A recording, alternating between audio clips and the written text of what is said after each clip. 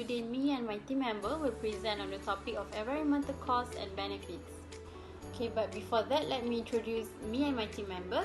The first one is me, Hani Zulaika, followed by Siti Nur Amira, and next is Nur Amira Husna, Nurul Hidayah, and also Hani Adriana.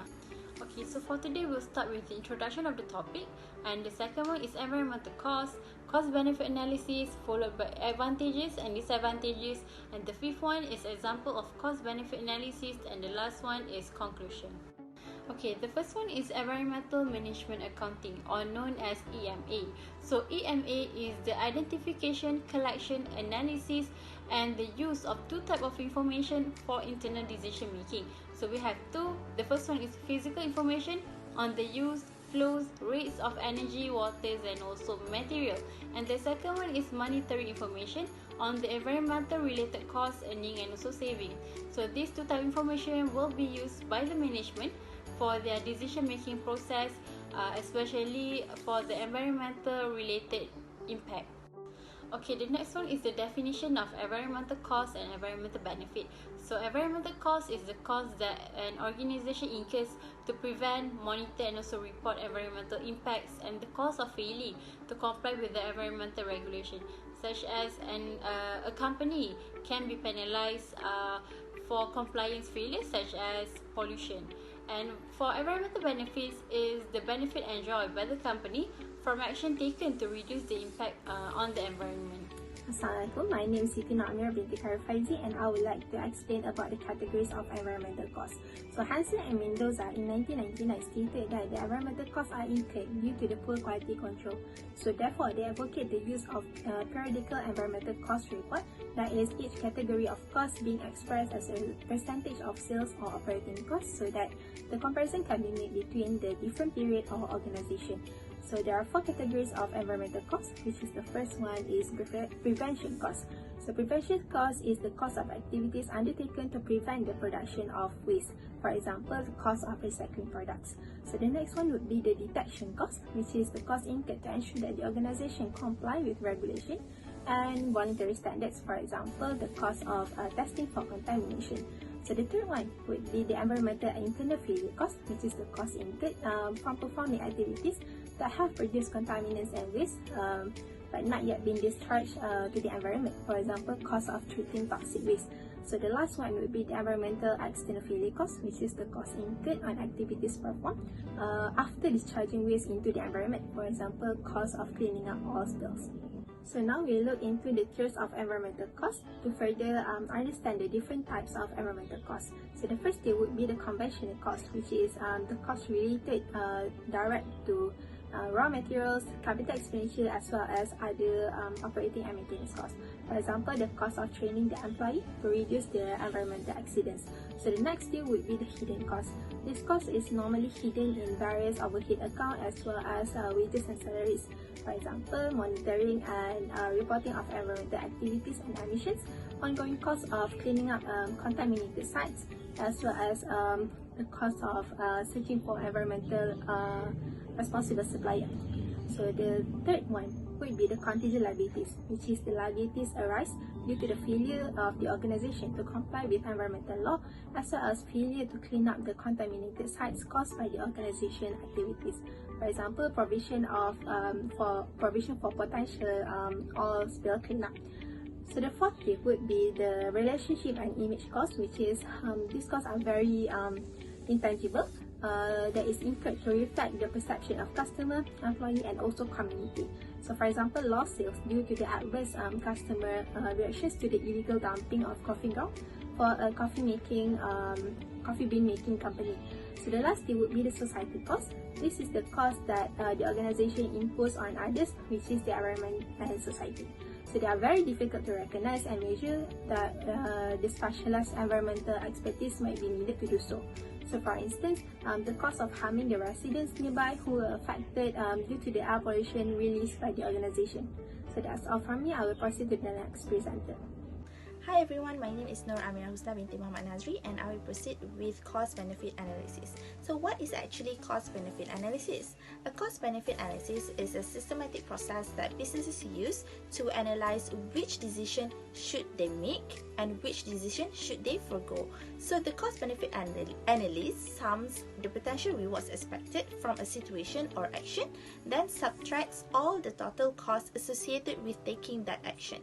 In short, when managing a project, one is required to make a lot of key decisions. So project managers strive to control costs while getting the highest return on investment and other benefits for their businesses and their organizations. So a cost-benefit analysis, or we call as CBA, is just what they need to help them to do that for their organization.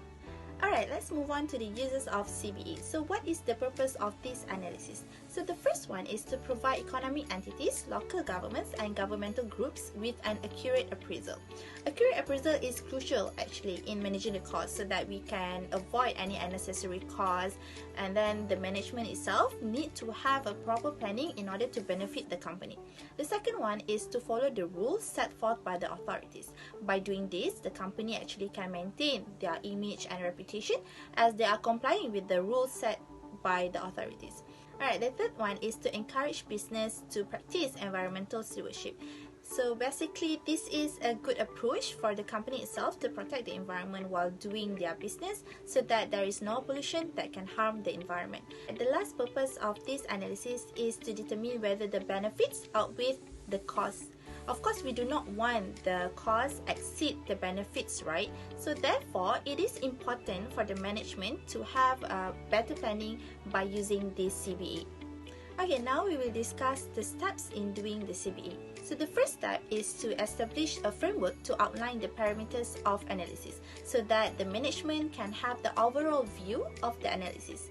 Second step is to identify the costs and benefits so that they can be categorized by type and intent.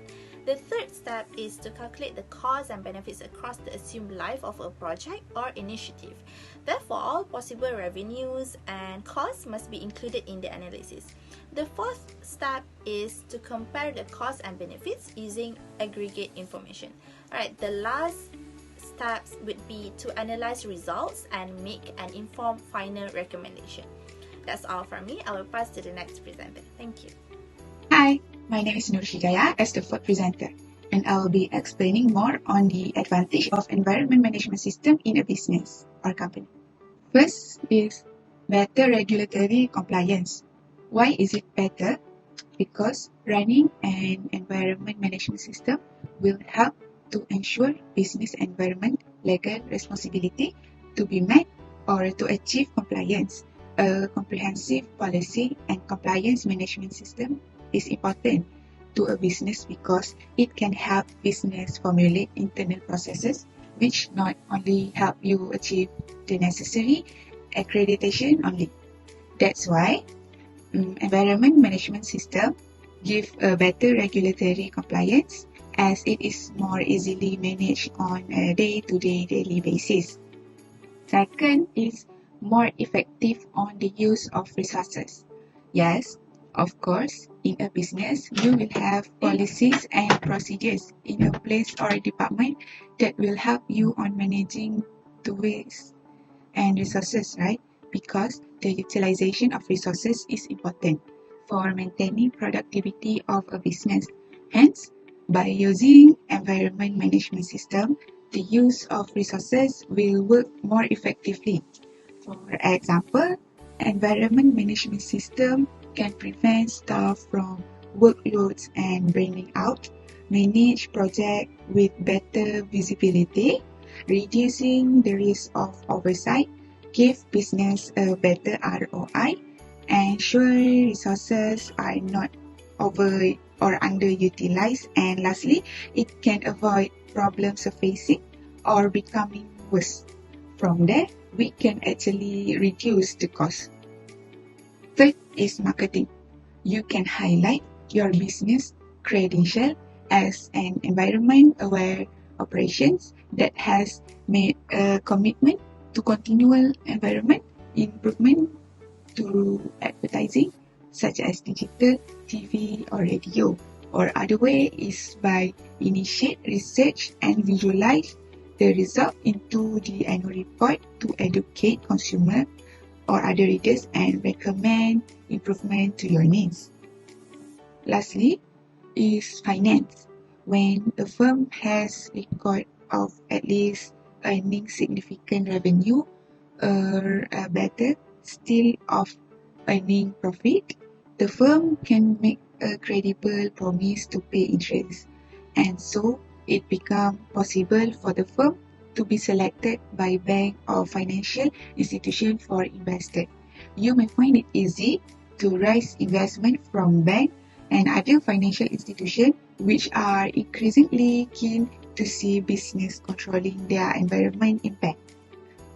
This slide I will be explaining on the disadvantage of environment system. First is training cost. Some members or staff will need to have a deep knowledge of the environment management system. By that, an organization has to offer training to its recruits if it want to implement an effective system, and this can prove expensive and troublesome to management. But by using guidance of the requirement of standard such as ISO 14001, an environment management system can be implemented without the need for expert training. Second is time and resources. The objective of implement environment management system is to minimize energy and unnecessary resource consumption and reduce waste. Plus, environment management system should help your business to become more profitable by reducing costs also. However, it is an investment which requires you to commit time and resources. It is a bitter fact that every such scheme requires additional use of time and resources that can prove expensive in terms of time, effort, and resources to an organization, particularly in a large business. And lastly is overall cost. The cost of developing, monitoring, and implementing effective environment management system policy is going to be high. It becomes difficult for every business entity to implement such program in its business plan because of the high cost. The cost involved can vary considerably. However, you should be able to find low-cost opportunity that will produce significant cost saving and offset the cost of implementing and operating your environment management system. My name is Hania Adrana, and I will proceed the presentation to discuss on the example of cost-benefit analysis. So before making any decision, the management need to identify which alternative that could provide more benefit to the company. In this example, I will make comparison between two projects, which are Project A and Project B.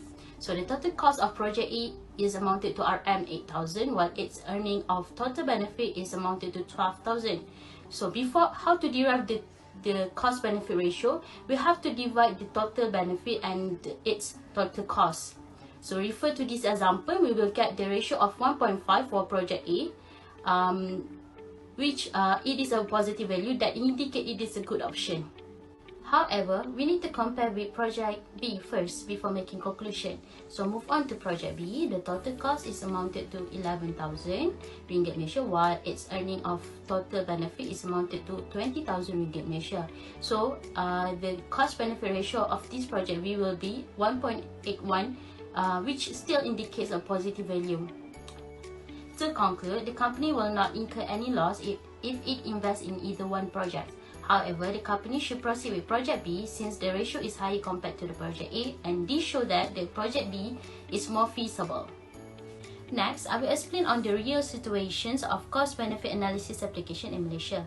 A study has been conducted on marine parks in Terengganu related to the practice of cost-benefit analysis.